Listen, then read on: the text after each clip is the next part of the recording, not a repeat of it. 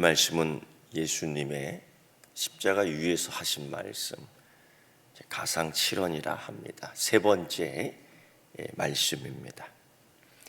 사람이 고통을 경험하면은 참으로 아픕니다. 육신적인 고통이든 정신적인 고통이든 그때는 이 아픈 통점이라고 그러죠. 그게 같은 것 같아요. 몸까지 같이 아파오고 마음까지 같이 아파오니까요. 사실 그 아픈 것밖에 생각이 나지 않습니다. 저도 지금 이쪽 이 손가락이 계속 통증이 한 100일 이상 계속 있는데 그냥 맨날 이거밖에 생각이 안 나요. 잘 때도 생각나고 자면서도 생각나고. 그래서 무의식 중에 어떻게 되냐면 자꾸 이렇게 만지게 되더라고요. 그리고 한 번씩 꾹꾹 눌러주게 되고 그게 아파요. 예수님이 그 십자가 위에서의 고통, 그게 죄로 인한 고통뿐 아니라 정말 몸으로 느껴지는 그 고통, 최악의 고통 시간에 자기를 생각한 것이 아니라 다른 사람을 생각했다라는 겁니다. 계속해서 바로 어머니를 생각했습니다. 당연하죠. 어머니. 내가 죽으면은 어머니 어떡하지? 이러한 염려와 걱정이 있지요. 그보다 더해요. 단순히 그런 걱정이 아니라 이제 내가 죽으면은 어머니 마리아를 어떻게 보호하지? 어떻게 먹여 살리지? 이러한 그 염려를, 근심을 했던 것 같습니다. 예수님도. 그래서 예수님 십자가 이제 아래에서 그 무리들을 살펴본 거죠. 그 사람들이 누굽니까? 지금까지 악마의 합창을, 악마의 떼창을 하던 사람들 아닙니까? 그런데 거기서 또 희미하게 들리는 천사들의 소리도 들리는 거예요. 그 와중에 여러분, 하나님이 준비해 놓은 사람들이 구석구석에 있습니다. 하나님이 준비한 그 천사와 하나님이 준비한 기회가 있습니다. 그거를 잘 봐야 돼요. 그거를 눈으로 목격할 수 있어야 됩니다. 예수님께서 악마의 떼창을 부르던 그 무리 속에서 나지막하게 흐느끼고 근심 어린 눈으로 보는 천사들의 무리를 봐요. 누구냐면은 사도 요한과, 그러니까 요한이죠. 요한과 사랑받는 요한이죠. 그리고 여자들을 보게 됩니다. 스스로 강하다고 외쳤던 다른 제자들은 다 도망치고 요한만 남았어요. 스스로 예수님 지키겠다 했던 자들이 다 도망가고 힘없는 약한 자들만 그 앞에 다 남아있는 겁니다. 그런 가운데에 요한이 눈에 확 뜨는 거예요. 여러분 생각해 보십시오. 예수님이 죽고 난 뒤에 사실 예수님은 다른 제3자가 볼 때에 굉장한 선동가였거든요. 종교 경찰들이 예수님의 육신적인 어머니 마리아를 그 이후에 얼마나 괴롭히겠어요. 얼마나 괴롭히겠어요. 로마 정부가 이미 그 집을 블랙리스트 해 놨겠죠. 계속 지켜보지 않습니까? 대제사장은 어떻게 했어요? 바리새인들, 사두개인들은 어떻게 했어요? 계속 눈여겨보는 거죠.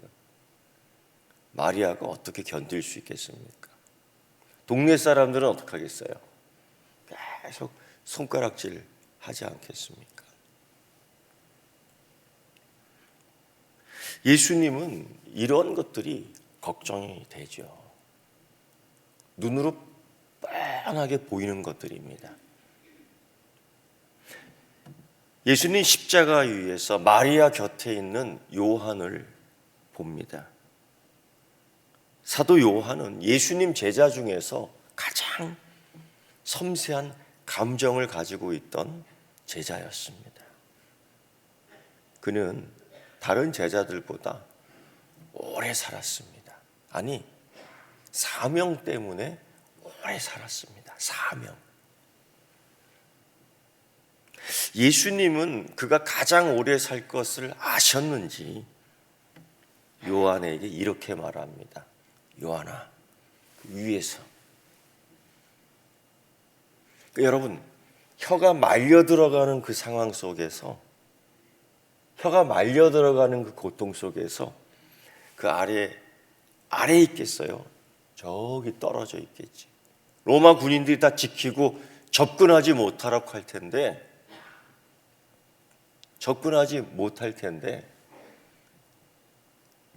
그 혀가 말려 들어가는 그 상황 속에서 나지막히 얘기하면 들리겠어요?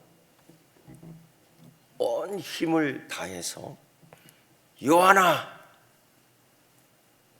요한이 얼마나 깜짝 놀라겠어요. 매달려 있는 분이 요한아! 매달려 있는 예수님이 동구가! 그럼 가끔 그런 경험이 있죠. 누군가 내 이름을 불러서 확 깨울 때 얼마나 소름이 끼치겠어요.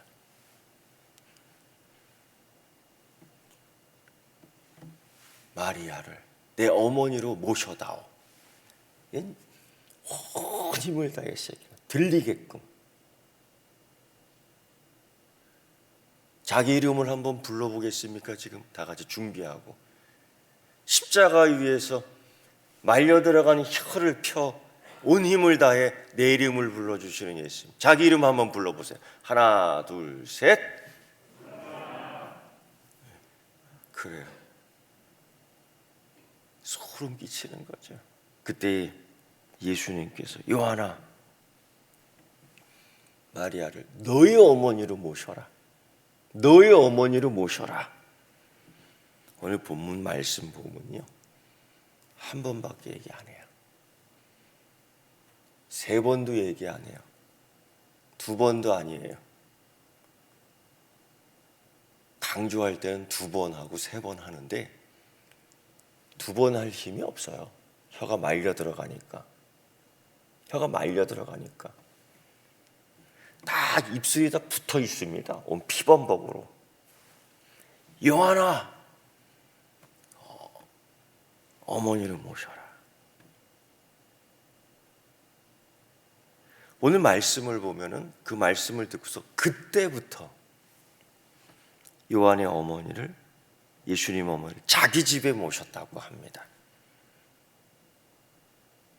자기 집에 모셨다고 합니다. 그때부터. 그냥 모시고 봉양한 게 아니에요.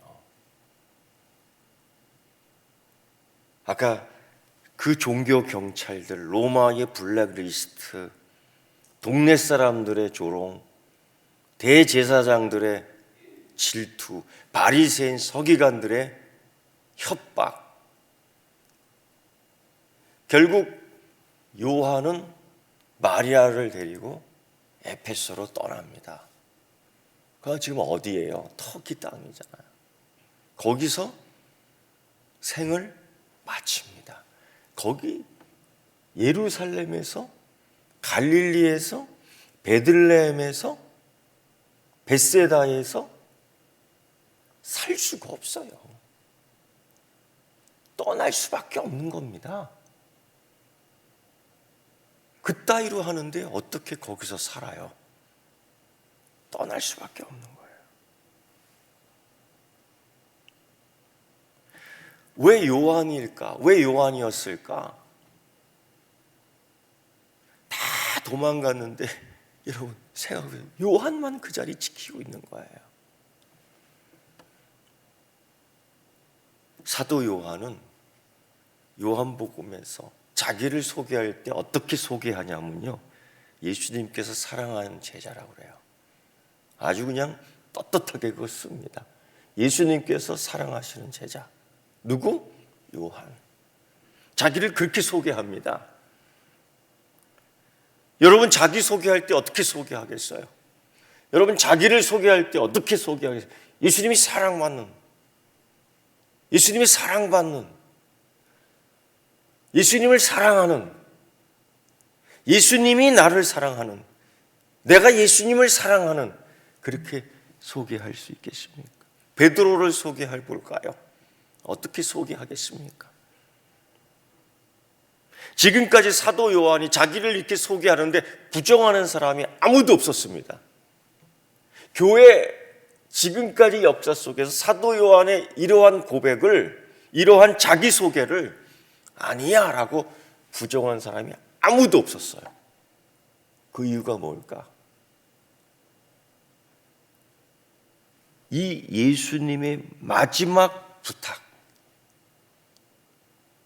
사도 요한에게 부탁한 이 사명, 죽을 때까지 해낸 사람입니다. 그래서 여러분 100살까지 살아요.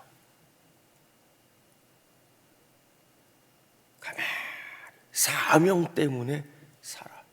초대 교부인 터툴리안이나 루시안 같은 사람, 이 사람들은 사도의 행적들을 눈으로 본 사람들입니다. 이 사람이 뭐라고 얘기하냐면, 이 터툴리안이나 루시안 초대 교부가 뭐라고 말하냐면, 사도 요한은 100살까지 살았답니다. 100살까지. 당시 여러분 100살까지 산다는 것은 기적이에요. 그 당시는 40살, 50살 살고 다 죽습니다. 왜? 100살까지 살아요. 기적입니다. 여러분, 이때에 생각나는 성경 말씀 없습니까? 이 사람이 100살까지 살았어. 이 사람이요, 요한복음도 기록하고요, 요한계시록도 기록하고요. 당시 요한계시록을 기록할 당시에는 거의 100살이 가까웠던 때예요. 허상을 보지 않고 그때도 실상을 볼 수 있었던 겁니다. 그때도 허튼 소리가 되지 않고 계시를 들을 수 있었던 사람입니다. 엄청난 복받은 사람이에요. 그것뿐만 아니에요. 요한 1서, 요한 2서, 요한 3서까지 썼다고요. 여러분, 뭐 생각나는 하나님 말씀 없습니까? 에베소서 6장 2절부터 3절 말씀이에요. 내 아버지와 어머니를 공경하라. 이것은 약속 있는 첫 계명이니 네가 잘 되고 땅에서 장수하리라. 네가 오래 살리라. 이거로 끝나지 않아요. 그 앞에 뭐예요? 네가 하는 일이 잘 되고 범사에 형통하고 굶어 죽지 않고 해진 옷 입지 않고 발톱이 빠지지 않고 머리카락이 벗겨지지 않고 눈이 침침하지 않고 기력을 잃어 그냥 누워있지 않고, 이러한 약속. 요한 3서 1장 2절 말씀 혹시 여러분 기억나십니까? 사랑하는 자요, 내가 잘 되고 네가 잘됨 같이, 네 영혼이 잘됨 같이, 뭐예요 또? 내가 범사에 잘 되고 강건하기를 원하노라. 이게 사도 요한이 그냥 툭 던진 말씀이 아닙니다. 자기가 이 경험을 쫙 한 거예요. 자기가 경험을 한 이 말씀을 이야기하는 거예요. 자기가 받은 은혜와 복을 이야기하는 거예요. 디모데전서 5장 8절 말씀을 보면은 누구든지 자기 친족 특히 자기 가족을 돌보지 아니하면 믿음을 배반한 자요 불신자보다 더 악한 자니라 그랬어요. 여러분, 감사하게도 목회자의 눈에는 그게 보이더라고.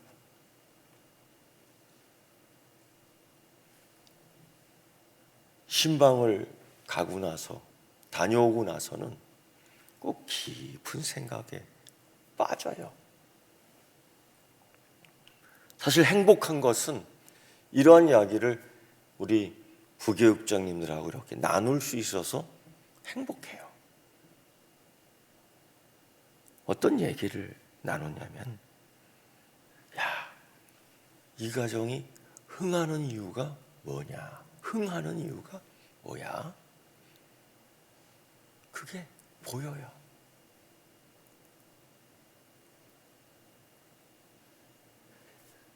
가장 눈에 띄는 게 뭐냐면은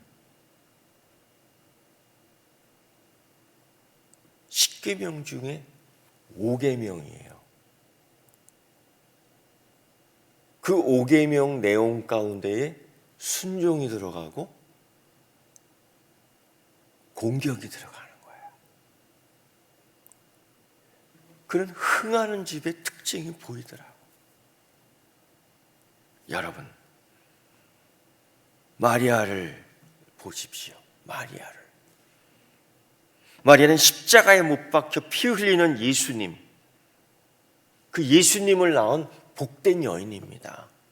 복된 여인입니다. 하와가 자기 사랑하는 아들의 무덤 앞에서 슬퍼했습니다. 형제의 싸움으로 인해서 아들 하나가 죽었잖아요. 참 슬피 울 수밖에 없는 거예요.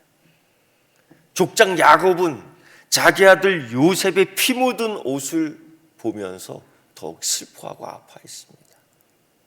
짐승에게 뜯겨 죽지 않았다는 걸 알지요. 그러나 죽었다는 사실은 알지요. 배다른 형들이 죽였다는 걸 알지요. 그러니까 흐느껴 우는 거예요. 그러나 여러분, 십자가 위에서 죽어가는 아들을 보는 그 어머니 슬픔에 비교가 되겠습니까? 안 되죠. 마리아는 지금 누구 때문에 울고 있고 비통해 합니까? 그 아들이 어떤 죽음을 지금 당하고 있는데요?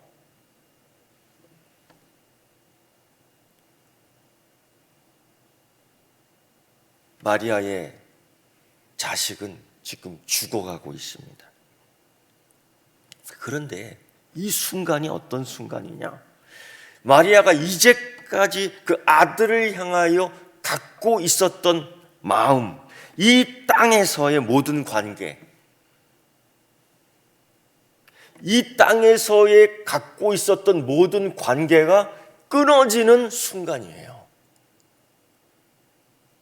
육신적인 아들과 육신적인 어머니가 이 관계가 끊어지는 관계, 이게 보통 비통한 게 아닙니다. 그리고 이제 새로운 관계로 접해야 돼. 뭐예요?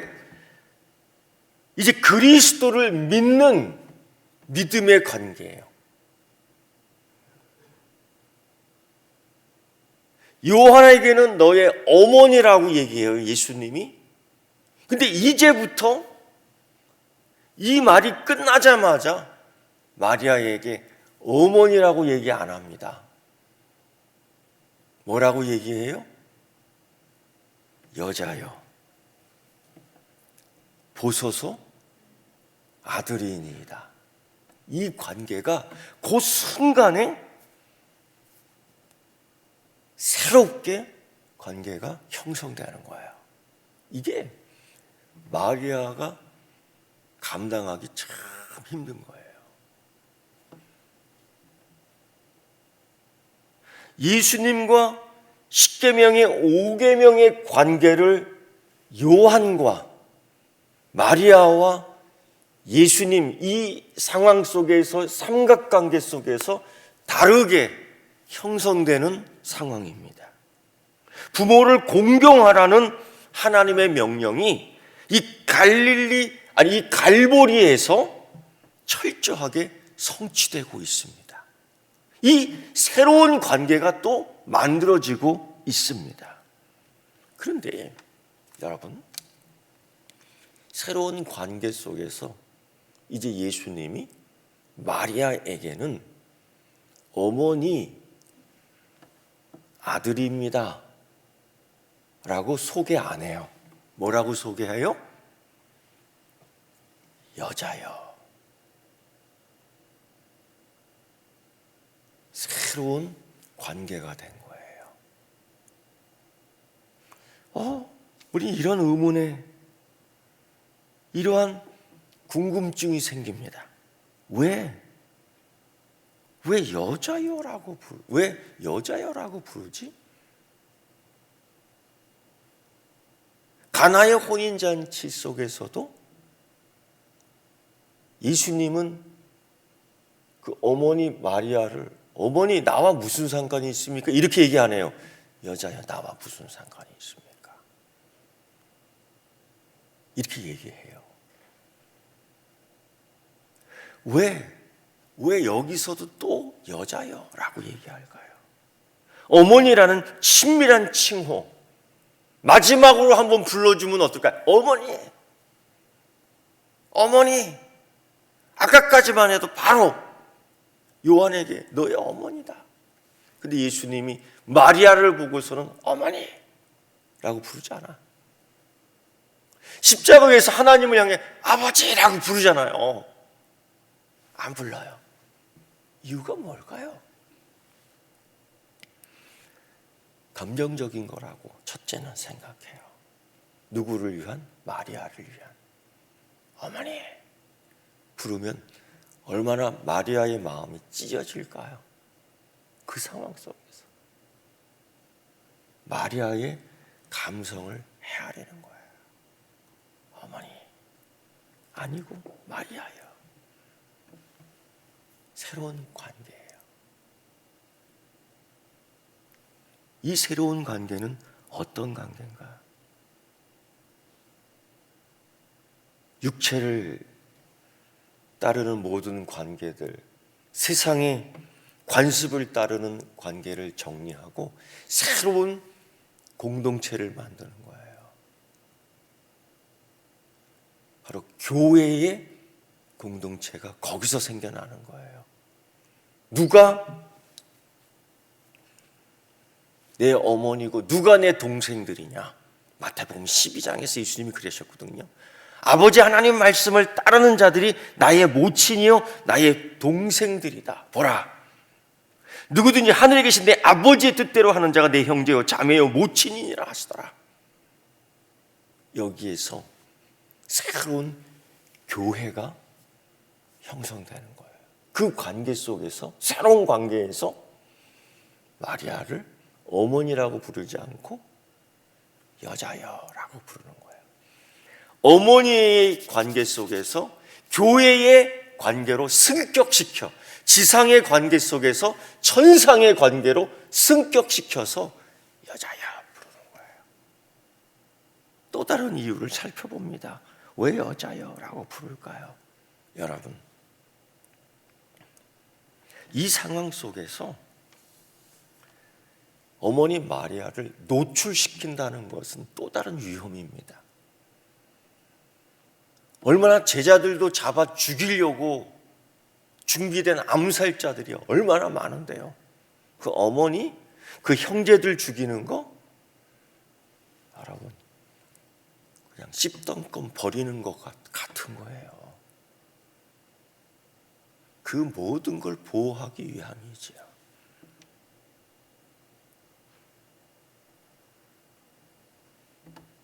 이런 관계 속에서, 이런 상황 속에서 예수님은 이 모든 걸 지혜롭게 해냅니다. 여러분, 그리고 그때부터 요한은 마리아가 소유하지 못했던 집을, 마리아가 집이 없었죠. 그 집을 요한이 자기 집을 내놓으며 마리아를 어머니로 모십니다. 혹 여러분 가운데에서 요한이 예수님의 어머니를 부양할 기쁜 사명이라고 생각하고 부러워하는 사람이 있을까요? 우리 교인 가운데. 말씀처럼, 마태복음 12장에 나오는 말씀처럼 누군지 하늘에 계신 내 아버지 뜻대로 하는 자가 내 형제요 자매요 모친이라고 할 때에 그 사명을 동일하게 받은 우리 서귀포교회 성도님들이 계실까요? 이때부터 교회가 되는 겁니다. 내 어머니고 내 형제고 내 자매가 되는 교회가 십자가 위에서 예수님께서 요한에게 교회를 그렇게 만들어라고, 이 교회의 관계가 세상의 관계를 능가한 천상의 관계가 형성되는 곳이 여기예요. 그 사명, 요한의 특권, 내가 땅에서 잘되고 장수하리라는 그 축복, 이게 교회의 관계를 예수님 말씀, 예수님 사명으로 알고 받들 때에 이 축복이 오는 거예요. 교회를 회방하면 이런 축복이 안 와요. 교회 관계를 깨잖아요. 이런 축복 못 받아요. 여러분,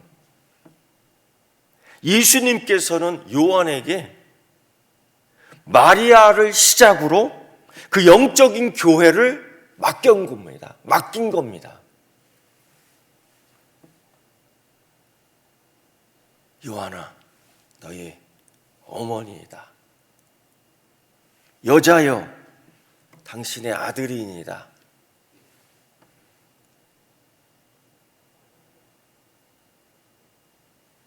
동구가 너의 교회니라.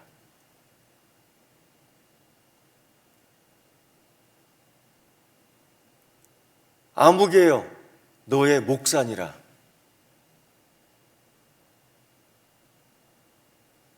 서귀포 교회여, 너의 목회자니라.